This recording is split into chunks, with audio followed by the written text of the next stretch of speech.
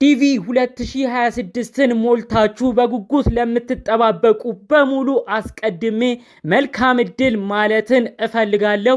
ዲቪ 2026 ውጤትም ከሜይ 3 ምሽት ጀምሮ ክፍት በሆነ ዌብሳይት በዲቪው በሚታይበት ዌብሳይት ገብቶ ማየት እንደሚቻል መረጃዎቹ ሲንሸራሸሩ ነበር። አሁን ጊዜው ደርሷል፣ መታየትም ተጀምሯል ማለት ነው።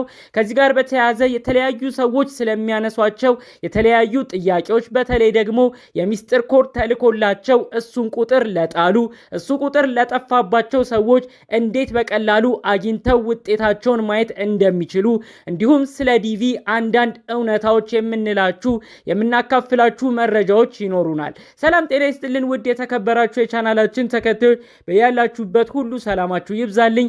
አዳዲስ በሆነ መረጃ ዛሬም ብቅ ብለናል። ለዚህ ቻናል አዲስ ከሆኑ ሰብስክራይብ እንዲያደርጉን ከወዲሁ እንጠይቃለን። ቀጥታ ይዘንላችሁ ወደ መጣ ነው ዝርዝር መረጃዎቻችን እናልፋለን። እንግዲህ ዲቪ 2026 ያው አሁን የመታያው ጊዜ በተለይ ውጤቱ ይፋ ሆኗል ከዚህ ሰዓት ጀምሮ።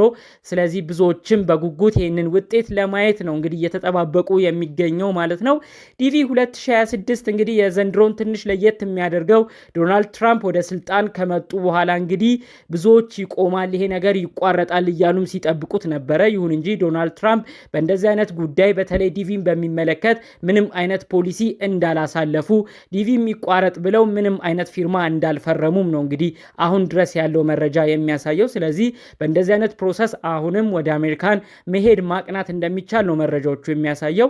እንግዲህ በአመት አሜሪካን ሀገር በዲቪ አማካኝነት ለ55,000 ሰዎች እጣን ታወጣለች። ይህ እንግዲህ ዓለም ላይ ለሞሉ መላው ህዝብ ነው እንግዲህ ይህ እጣ የሚሰራጨው። ታዲያ እንግዲህ እንደ ሀገር ደግሞ በኮታ ነው የሚከፋፈለው ይሄ ቁጥር። ብዙ ጊዜ እንግዲህ ኢትዮጵያም እንዲሁም ሌሎች ሀገር 7% ከ55,000 ውስጥ ይይዛል ማለት ነው። ይህ ማለት እንግዲህ ኢትዮጵያ ሆኖ ለሚሞላ ሰው ከ3,000 እስከ 4 እስከ 5,000 የሚደርስ ቁጥር ላለው ሰው ይህ ዲቪ በየአመቱ ይወጣል ማለት ነው። እንግዲህ እድለኛ ከሆናችሁ ከዚህ 3,000 4,000 5,000 ሰው ውስጥ እድለኛ መሆናችሁ ትሄዳላችሁ ማለት ነው። ታዲያ እንግዲህ ዲቪን ግን የሚሞሉት ከዓለም ዙሪያ በሚሊየን የሚቆጠር ህዝብ ነው። በሚሊየን የሚቆጠር ህዝብ ሞልቶ 55,000 እጣዎች አግኝቶ ከ55,000 ደግሞ እንግዲህ ቪዛ ሁሉ ነገር ተሳክቶለት ደግሞ የሚሄደው ደግሞ እንግዲህ የእድልም እድለኛ ነው የሚባለው። እንግዲህ እዚህ እድል ውስጥ እንድትቀላቀሉ እኔ ከወዲሁ አስቀድሜ ጥሩ ምኞቴን መናገር እፈልጋለሁ ማለት ነው። እንግዲህ ወደ ዲቪ የሚታይበት ዌብሳይትም ይህንን ጉዳይም ለማወቅ በተለይ ደግሞ ኮንፈርሜሽን ኮዳችሁን ላጣችሁ ሰዎችም መረጃ የሆናችሁ ዘንድ እንግዲህ አጠር ያለውን የዲቪ ውጤት የሚታይበትን መረጃን እንግዲህ በስክሪን ሪከርድ ላሳያችሁ። ይህንን ሳይት እንድታገኙት ይህን ሳይት ማግኘት ላልቻላችሁ ቀጥታ ክሮም ላይ ትገቡና በስልክም ማየት ትችላላችሁ።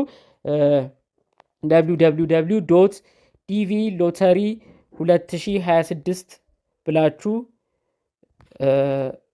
ሰርች ማድረግ ትችላላችሁ። ቀጥታ የሚመጣላችሁን እዚህ ጋር እንደምታዩት ቼክ ስታተስ የሚል አለ። ቼክ ስታተስ እዚህ ከላይ ያለውን ኤሌክትሮኒክ ዳይቨርሲቲ ቪዛ የሚለውን ክሊክ እናደርጋለን። ከዛም ይሄው በመቀጠል ራሱ ይሄው ቼክ ስታተስ የሚለውን እንድነካ እያስመረጠኝ ነው። ይሄው ቼክ ስታተስን እነካለሁኝ ማለት ነው። ከዛም ቀጥታ እንግዲህ ይኸው ወደምታዩት ዌልካም ብሎኛል። ይሄንን ለማየት ኮንቲኒው አድርግ እያለኝ ነው። ኮንቲኒው ላዋለው። ኮንፈርሜሽን ኮድ ወይም የሚስጥር ኮድ ስትሞሉ የተሰጣችሁ ሰዎች እሱን ላልጣላችሁ ላልጠፋባችሁ ሰዎች ቀጥታ እሱን ቁጥር እዚህ ጋር ኮንፈርሜሽን የሚስጥር ቁጥሩን ማስገባት ትችላላችሁ። ከዛም በመቀጠል ላስትኔም የሚለው ላይ የአያታችሁን ስም እንድታስገቡ ያስመርጣችኋል። የአያታችሁን ስም ታስገባላችሁ።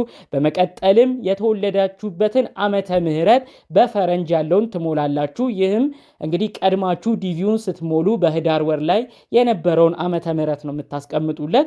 ቀድማችሁ ከሞላችሁት ዳታ ጋር ተመሳሳይ መሆን አለበት። ከዛም በመቀጠል እዚህ ጋር የሚያሳያችሁን ኮድ ራሳችሁ ደግማችሁ ትጽፉትና ሰሚት ስትሉት ሁለት አይነት ኦፕሽን ያመጣል። እናንተ ለዲቪ ፕሮሰስ ለቀጣይ ፕሮሰስ ከተመረጣችሁ you are selected ይላል፣ you are randomly selected ይላል። እንደዛ ካልሆነ ግን ያው እንግዲህ randomly selected አልሆናችሁም ብሎ ነው እንግዲህ ዲያሎግ ቦክስ የሚያመጣው ማለት ነው። ራንደምሊ ሴሌክትድ ከሆናችሁ ቀጣይ ፈርዘር ፕሮሰሶችንም እንድትሄዱ ደግሞ ሌሎች ኦፕሽኖችና ሌሎች አማራጮችን ያመጣላችኋል ማለት ነው። እንግዲህ ይህ ያው ሚስጥር ቁጥሩ ላልጠፋበት ሰው በቀላሉ የሚያይበት ፕሮሰስ ነው። ሚስጥር ቁጥሩ ለጣለ ኮንፈርሜሽን ኮዱ ለጠፋበት ሰው ደግሞ በቀላሉ እዚህ ጋር ፎርጎት ኮንፈርሜሽን ነምበር የሚለውን ክሊክ ማድረግ ይችላል።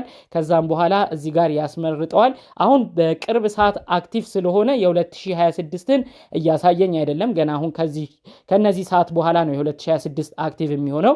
ስለዚህ እዚህ ጋር የሚያመጣላችሁን የ2026ን ቼክ የምታደርጉ ከሆነ አሁን በቀጣይ 2026 ብሎ ያመጣል። እሱን ክሊክ ታደርጋላችሁ። በመቀጠል ያው ብዙ ኢንፎርሜሽን ነው እዚህ ጋር የምትሞሉት፣ ምክንያቱም ሚስጥር ቁጥር ጠፋብኝ እያላችሁ ስለሆነ ቀድማችሁ ከሞላችሁት መረጃ ጋር አመሳክሮ ሚስጥር ቁጥር እንዲልክላችሁ እንግዲህ ሞር ዳታ ስለሚፈልጉ በሰፊው ነው እዚህ ጋር የሚጠይቋችሁ። ላስት ኔም የሚለው ላይ የአያታችሁን ስም ታስገባላችሁ። በመቀጠል ፈርስት ኔም የሚለው ላይ የእናንተን ስም ታስገባላችሁ። ከዛም በመቀጠል ሚድል ኔም የሚለው ላይ የአባታችሁን ስም ታስገባላችሁ። ከዛም በመቀጠል ዴት ኦፍ በርዝ የሚለው ላይ ወሩን፣ ቀኑን፣ በመቀጠልም ደግሞ ዓመተ ምህረቱን በፈረንጅ ተሞላላችሁ። ይኸውም እንግዲህ ህዳር ላይ ስትሞሉ የሞላችሁትን ተመሳሳይ የሆነ መረጃ ማስገባትን እንዳትረሱ። በመቀጠልም እዚህ ጋር ኢሜል ይጠይቃችኋል። ኢሜልም እንግዲህ ቀድማችሁ ያስገባችሁት ኢሜል ቢሆን ጥሩ ነው። ዳታውንም ከዛ ጋር ነው ሊንክ የሚያደርጉት ይመስለኛል። ኢሜላችሁን ታስገባላችሁ። በመቀጠል አውተንቲኬሽን ኮድ ይጠይቃል። በዚህ በምታዩትን አውተንቲኬሽን ይቺን 4ቷን ዲጂት ለእናንተም ከዛም በላይ ሊሆን ይችላል። እሷን ሞልታችሁ ሰሚት ስትሉት ቀጥታ እንግዲህ ኮንፈርሜሽን ኮዳችሁን ራሱ ጀነሬት አድርጎ ይሰጣችኋል ማለት ነው። ይህም ማለት እንግዲህ የጠፋባችሁን ያጣችሁትን ኮንፈርሜሽን ኮድ ነው የሚሰጣችሁ። ታዲያ እንግዲህ ይህንን ግን የሚሰጣችሁ እዚህ ጋር ያልኳችሁን ነገሮች በደንብና በትክክል ስፔሊንግ ሳታለያዩ መጀመሪያ ህዳር ወር ላይ ዲቪውን ስትሞሉ የሞላችሁትን ዳታም ሳትቀያይሩ ከሞላችሁት ነው እንግዲህ ይህን ኮንፈርሜሽን ኮድ ጀነሬት አድርጎ የሚሰጣችሁ። አለበለዚያ የተለያየ አካል እንደሆናችሁ ነው ኤክስፔክት የሚያደርገው። ለዛም ምክንያት ኮንፈርሜሽን ኮድን አይሰጣችሁም ማለት ነው። ታዲያ ይህንን ነገር በቀላሉ በማድረግ ኮንፈርሜሽን ኮዱን ላጣችሁ ሰዎች በቀላሉ ይህንን አግኝታችሁ ቼክ ማድረግ ትችላላችሁ ማለት ነው። እጅግ ብዙዎች በጉጉት ነው እንግዲህ እየጠበቁት የሚገኙት።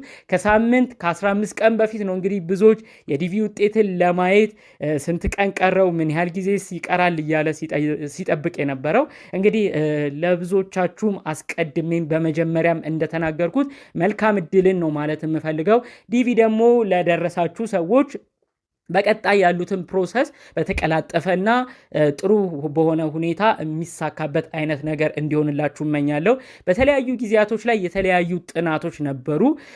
በኮቪድ ጊዜ ዲቪ የደረሳቸው ሰዎች ወደ ውጭ መሄድ ሳይችሉ ቀርተው፣ ኤምባሲው ቀጠሮ መስጠት ሳይችል ቀርቶ፣ በኮቪድ እና በተለያዩ ምክንያቶች የቪዛ ቀጠሯቸው ተጓቶ እንግዲህ ሳይሄዱ የቀሩ ሰዎች ነበሩ። በጣም በሁኔታው እጅግ አዝነው በተለያዩ ቦታ ራሱ መረጃዎቹ ሲሰራጩ ነበር። ዲቪ ደርሶን የተለያዩ እድለኞች ናችሁ ተብለን በጉጉት እየጠበቅን ቪዛ ቀጠሮ ባለመግኘታችን ብቻ ከእድላችን ተሰናክለናል።